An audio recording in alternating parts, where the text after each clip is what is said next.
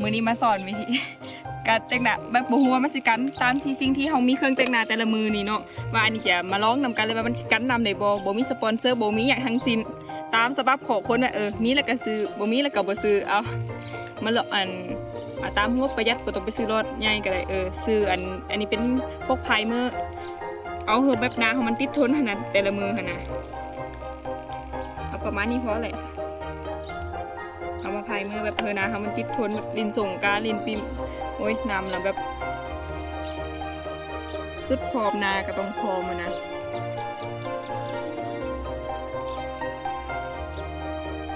ทาแต่บอลทาแกมนี่แหละประมาณนี้ให้มือให้มันติดทนเอาแบบง่ายๆเลยมือนี้ก็คือแบบเอาของแค่คีอันนี้เป็นของแค่คีดอฟเป็นพวกโปเกมอนพวกนี้แหละแต่เป็นตัวนี้จะเป็นสีแบบซูก้าพิงค์มันจะเป็นนำนะกดเข้าไปแล้วก็เอาแบบบ่ต้องตื่นแบบแบบตูดลิงไว้ก่อนเวลาเขาทาแปรงแล้วมันจะสีมันจะแบบอ่อนๆมาเองนะเอาแบบเข้มมือฟาดนะเร็วเป็นยังฟาดเริ่มมาเลยดังมันสร้างมันแนะนำมาช่วงปีใหม่นี่เลยแนะนำคือลินแบบของที่แบบมันเป็นชนิดดำไปก่อนแบบมันจะได้มีความคิดทนหลายกว่าพวกเป็นผงเป็นฝุ่นประมาณนี้เห็นปะแล้วก็อันนี้เป็นของคิวเพชรตัวนี้เป็นเจลพวกอายแชโดว์มาดีแบบน้ำเขาก็ต้องเอาเจลนี่แหละเอาน่าจะเอาสีม่วงที่จริงมันมี5 สีแต่บันไดม้าทันสีประมาณนี้จะใส่เอา02นี้ราคา01คิดว่าจะใส่05 3เบอร์นี่เริ่มตัวหน่อยเอาสีนี้แหละ02ก่อน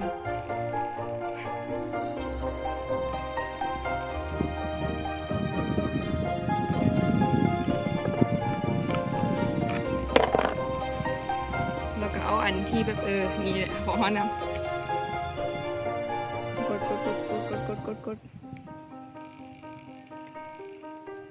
โอ้ยเปื่อยกดตานี่แล้วก็เอามือถ่ายก็ต้องกลับมาหามือคืนแล้วก็มาใส่01เอามาท้ายกองตาแล้วก็กับหัวตาประมาณนี้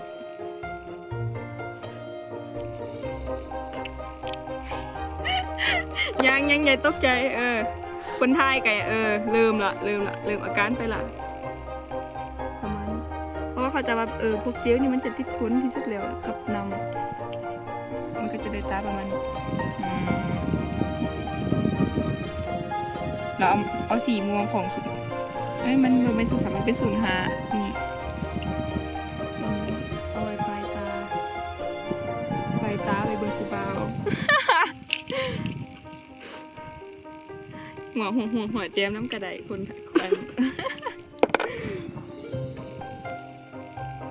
ก็มีเอามือเกลือเดี๋ยวตาเข้มคืนแบบมีตาแบบสอดซองกูเบาไหลคืนแบบโอป้าบอใส่ฝอบอมือนั้นเนาะ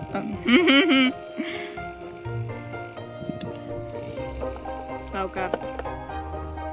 มาทาแปรงก่อนทุกคนตกใจเนาะดาร์กลิงเอาใส่ของคิวเพชรไปลืมเอาภาพมาใส่ภาพของอันไหนก็ได้ตัวนี้แล้วก็เห็นบอกมันก็จะเบามาเองแบบฟุ๊บปั๊บเห็นว่ามันบริหน้าอย่างที่เขาคิดนะส่วนแปรงนี่ก็ใส่B1สำหรับคนหน้าดำเนี่ยคน2 สีมาถึงขันหน้าดำ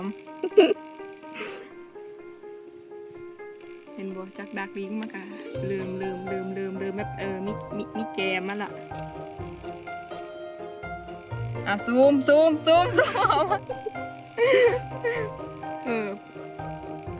บรรยากาศกับจิบขนาดเสียงนกเสียงกาเลยธรรมศาสตร์ลงโทษนะแบบนี้ไท ายนอกสถานที่นะเขาก็เลยแบบยังบ่ลืมสินนะแล้วมือกองสรุป มีฟ้าอย่าฟ้าทุกคนท่านายอย่าลืมทาคอ มาลีคือหนาข่าวอะไรก็คอแต่ว่าเกมก็ยังทาแบบยังวอนั่นเลยเพราะว่าที่จริงนะใส่แบบอันหิมะกับมันน่าจะดีกว่าเพราะอันนี้มันแบบมันบ่มของม้ากับมันนะ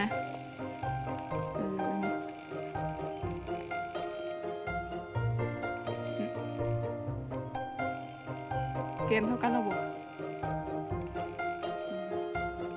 เริ่มประมาณเช่นตัวเองขึ้นมาละมันเอาซูมคือจะโดยประมาณนี้อันนี้คือขั้นตอนในการลงแป้งนี่มันราคาถูกกว่าใส่เลยบ่จำเป็นต้องไปใส่อันกันนำแบบจริงๆคิดว่ามันน่าจะกันไหนกันมาเบิ่งนำกันมันกันไหนหรือบ่ต่อไปทุกคนอันนี้เป็นทิน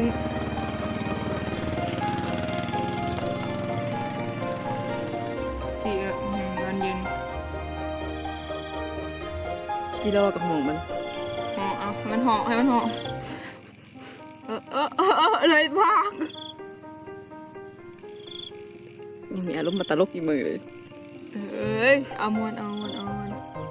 เป็นคนแบบบชีเรียสนะมันเลยยามันเดี๋ยวเขามาเขียนตัวอื่นกบ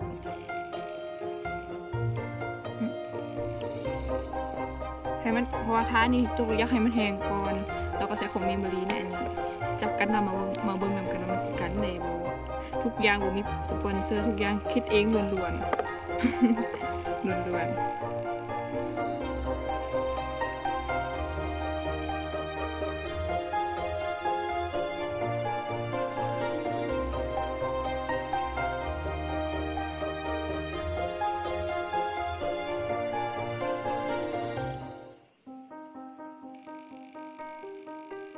ปื่อนได้กระยามันเนาะลดโล เป็นติดทนหรือบ่พายแล้วก็มือกองก็จะเป็นล้มเนี่ย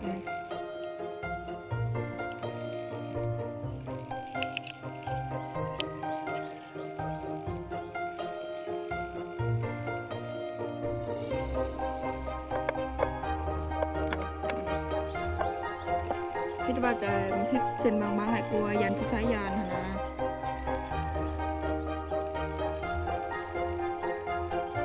เป็นคนมักมีที่ธรรมชาติที่งาม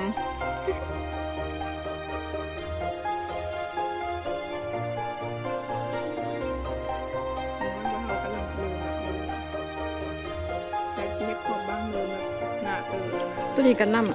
ำบอกจากการหุ่มมาร้องนำกันเลยแบบมีอย่างอยู่ในเฮือนคิดว่ามาร้องนำกันคิดว่าทำมันกันนำใดตามที่เฮาบอกอะควรไปซื้อตั้มนำคันแบบมันบอดี้กะแบบบ่ต้องซื้อเป็นนูทดลองศีรษะเนาะเอาค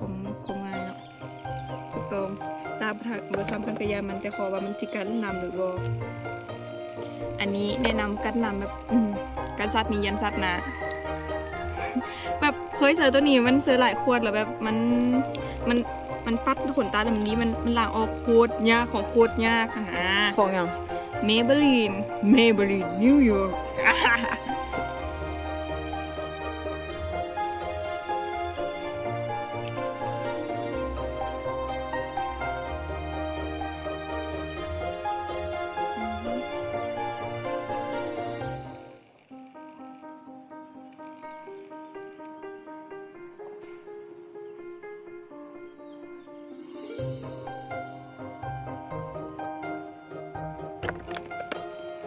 คลิปของเราจะนำจะเสนอเพื่อแบบสำอางที่แบบราคาโมโหพันหลักร้อยแบบลอยแบบบ่ถึงราคาสูงจำมาเอาเซ็ตออกทีนี้อันเซ็ตเอาเห็นบ่คนที่จัดเครื่องแล้วแบบบุเกียมตัวมาพร้อมแล้วก็เกียมมางในตลอดนะก็ตาเธอมีลืมตาลุนมีขนตาเธอถึงเป็นเธอ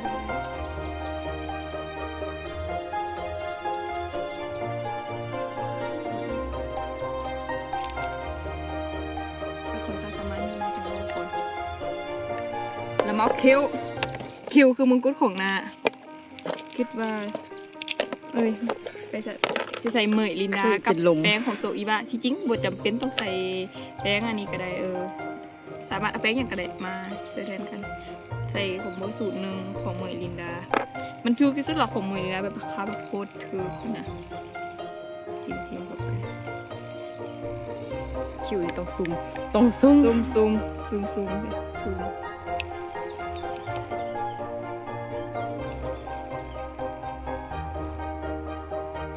เนี่ยน้ำตะของโฮกแล้วบางทีมันแบบติดทนบอของแบบรักบอยแบบสามารถลินปีใหม่ได้บอให้น้ำประมาณเริ่มปิ๊งละเริ่มปิ๊งแต่แบบโคเซียของมือนะของตัวนี้ก็คือแบบมันเนื้อมันแบบคอยเขียนง่ายแบบกระตามสมกับราคามันนะแบบสิเอาอย่างกับมันลายได้สำนีกับบุญละต้องใช้อันแป้งของอันนี้อันปัดคิวเป็นบอกผู้หญิงก่อนจะออกงานมันเป็นเรื่องธรรมดา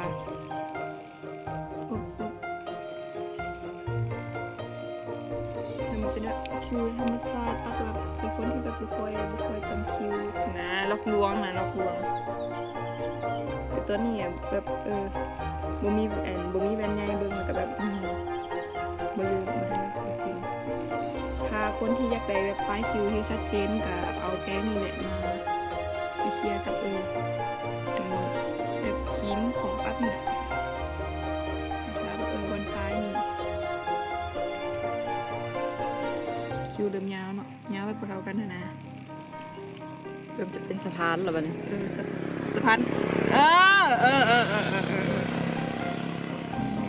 เห็นความมันออกได้เราบอกหรือว่ายังได้เราแหละแบบแว่นน้อยมึงแบบบริษัทจีนนะ ก็น่าสึ่งๆบัดนึงอยู่คิวเอาไปเขาทาติดแล้วเขามาทาอันนี้เป็นของซีบรรณา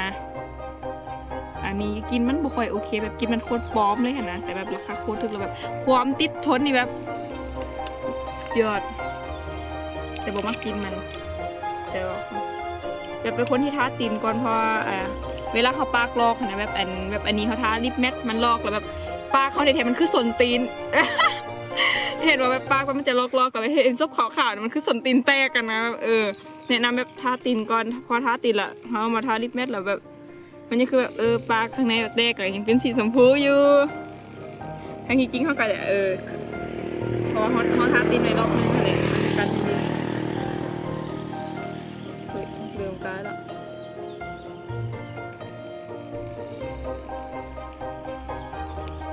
งานของมันกลายก็ยาวมันเดิมดินซอยไปแล้ว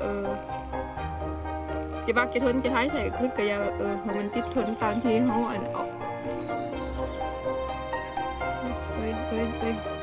เดิมโมเมนต์ปลาคนเหรอเดี๋ยวนี่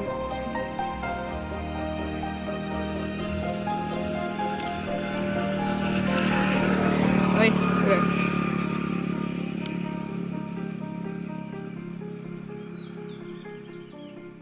ปกติเป็นคนที่แบบแต่งหน้าแล้วแบบถ่ายคลิปถ่ายเอาแบบตัวเองขนาดแบบมือนี้มีแบบมีพ้นหน้าถ่ายให้ยังกับซินนี่ปากเท่ากันแบบโคตรของพ่อเลยนะสามหัวมันคิดเดินนะจะทาเลยปากไปเลย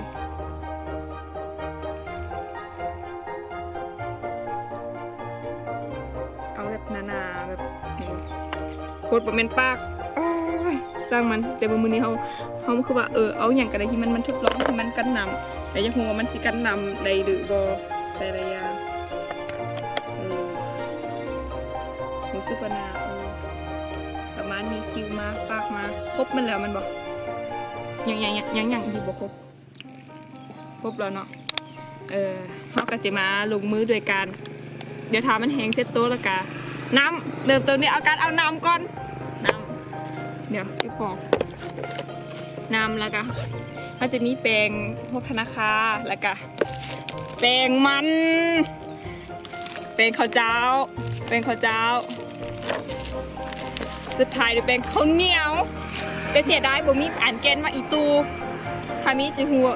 ถ้าลิ้นนักขนาดนั้นมันสิทนไปได้บ่เดี๋ยวเก็บของแบบสาธิตแบบนำกำลังนำนะตอนนี้ปากยังบ่ทันแห้งใช่ไหมจะให้ปากแบบแห้งปุ๊บเดี๋ยวแบบเดี๋ยวเอาแวนมาออกมานึงเพราะว่าเขาจะเช็คแบบเวลาเขาน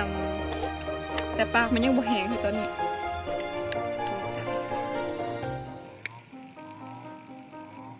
ขนตาเริ่มแห้งแล้ว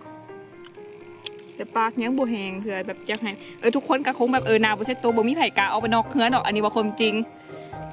นี่น้ำอันนี้เตรียมเลยน้ำตรงกี้ถุงแป้งไปก่อนเพื่อแบบผสมกับน้ำให้มันเหนียวแล้วมาทาแล้วก็นำเข้าไปแบบมันจะได้ตัวเองสัดทดลองเขาจะให้แบบแบบแดงแบบนี้เอาเมี่ยงออกแบบมันจะได้กำลังจิกแป้งของแป้งอันนี้แป้งเขาเนี่ยแบบไม่เห็นกันเลยแบบบริตัวบริโลกดาวแบบสินค้าแต่ย่างค่ะเป็นของราคาถูกแบบบริจากเงินจากสปอนเซอร์แบบกินแป้งมันแป้งข้าวลินทั่วไป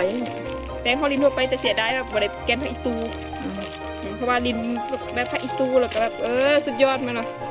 ติดขนตานะอันนี้แป้งตัวนี้ถ้าเป็นคนจริงจังนะเฮ็ดอย่างเราเฮ็ดในสุดนะจะสุดท้ายกับสุดยังขาดแกนผักอีตูมือนี้เอาเบาๆก่อนคารามือนี้ผลตอนภาพดีมือหน้าใครจะมาสอนลูกไม้แบบพอช่วงนี้มันยังบริดินสงการเธอยังอีก10 มือข้างหน้านะปากแห้งแล้วมันนี่ลงมือเปิดเพลงเพื่อปรับอารมณ์ก่อนเอาเพลงอย่างนี้ดีมากโทรศัพท์มันเป็นอย่างกันนำอะไรคือซีเรียกันนำมาซีเรียมาเหมือนต้นอันนี้คือน้ำเนาะ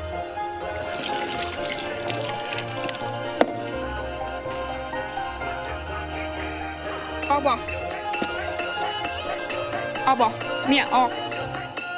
ตาหรือว่าแกบอะไรยังอยู่ยังอยู่ครบเดี๋ยวขอถูกแต่ว่าไอเลเนอร์โบยูทุกคนของเมมิลี่ลูนีโบยูแต่ขนตายังอยู่แต่ว่าแบบอันนี้มันจะออกแบบ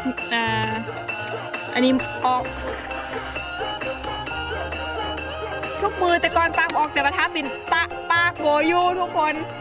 แต่ว่าแกมกับแตงยังอยู่คิวยูลงแป้งเลยเดี๋ยวขอล้างอีกเดี๋ยว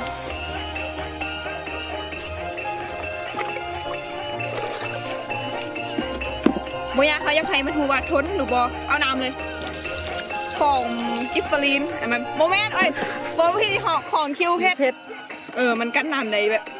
เลยแล้วมันขอราคาคือแบบแป้งเนาะกระปาคอนเขามาทากับตีนี้ปากโบยูเลยเห็นบอกโบยูแต่ว่าตีนที่ทาปากยูตีนทางในตีนเป็นน้ำมันจะยูเห็นบอกแต่ขนตายังยูมีแต่ขนตาของมันยังยูแต่ของอะไรเนอร์ที่บาคูกับมันเขาซื้อแบบเพลงราคาถูกเหมือนมันโบยูทุกคนไปนี่เขามาลองแปรงเริ่มจากแปรงอย่างก่อนเอาแปรงเขาเจ้าแปรงมาต่อแบบเอาลองเอาแปรงแบบสดๆแบบนี้ก่อนเนาะแบบนี้ตลกแล้วก็เดี๋ยวพอดีแล้วนี่เป็นมัดกันพอดีคือเก่ายูลองอันนี้เป็นแปรงยังนักแต่ว่าเขาอยากรู้ว่าถ้าเป็นแปรงอันเพลงกับเนี่ยกำลังม้วนกำลังแบบย่อยๆกันอยู่เนาะอันนี้ก็คือแบบอันนี้แบบคนท่าประจำแบบพวกลิ้นโสพกพอแบบพวกอันนี้เนี่ยเดี๋ยวจะพูดว่าอัน เละแล้วนี่อันนี้เป็นแบบแปรงธนาคารหันเลย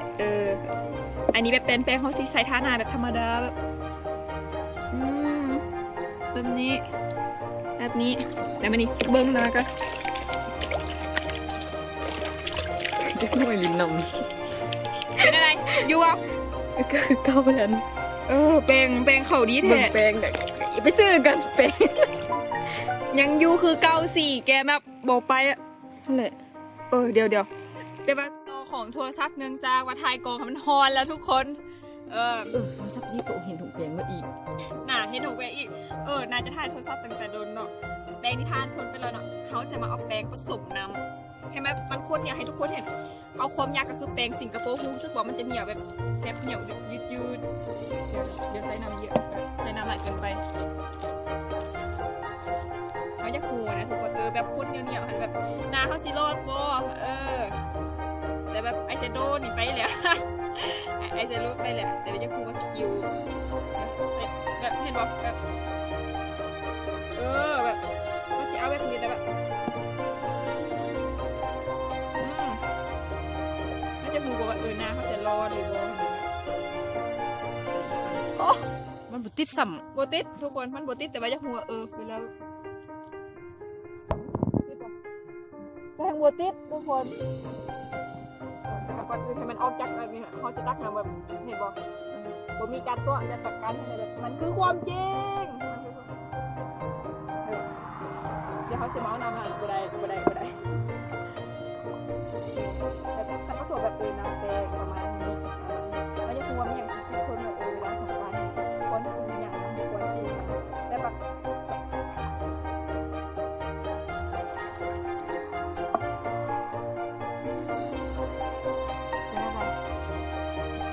ปกติแต่ว่าอายไลเนอร์ไปแล้วไปแต่กระนำรอบนี่นะมันเป็นข้าวเหนียวโคตรเหนียวเขาตรง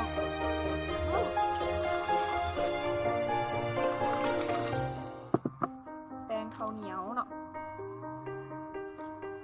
โอ้ยแบบเอาใส่น้ำใบกันไปนะหรือเอากองอัดเอาโทรศัพท์อัดแต่เห็นอีกกระเดียวเนาะมันน่าจะอันนี้คือแป้งข้าวเหนียวทุกคนเหนียวเนี่ยอันนี้มันคงจะกิ๊กนาดีแหละ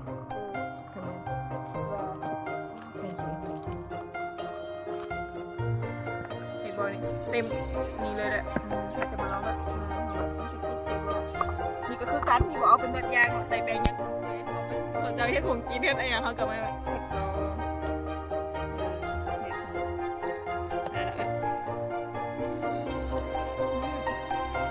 นิดเลยแบบยากสุดเลยเอาวัดอีกเลย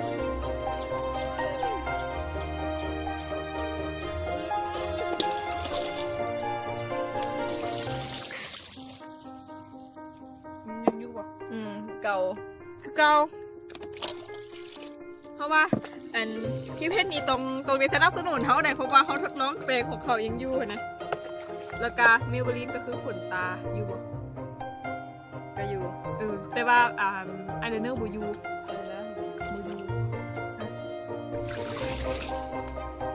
เป็นลากออกมืดนี่แหละมึงดูเรียกว่าคลิปของเมย์นี่นะจะอยู่บอกลองเอามือถูก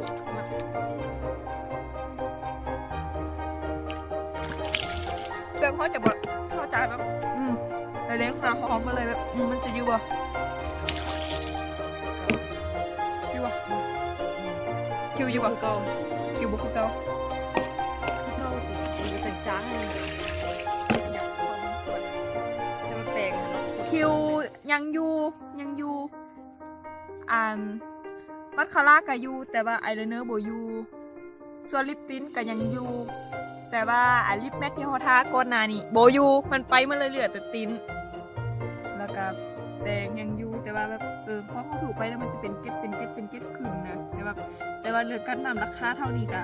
โอเคยอมรับได้อยู่ลินน้ำกันต่ออันนี้ก็คือสิ่งที่ยูรอดของการลินน้ำแบบสะไปแล้วโดนแปรงไปแล้วก็คือยังอยู่ก็คือมีแปรงเอเวอรี่ดีทัชเซอร์ของB1แล้วก็แค่คีดอแบบของบัตแกนนี่ก็ของซูการ์พิงยูแล้วก็เมเบอรี่นิวยอร์กยูแบบอันนี้เป็นมัสคาร่าแล้วก็ทินปากยูอันนี้แนะนำให้ไปซื้อแต่ของอันอื่นก็ตามที่เห็นเนาะเบาๆอย่างไรเนาะแบบมันไปมันผมไปนะบ๊ายบาย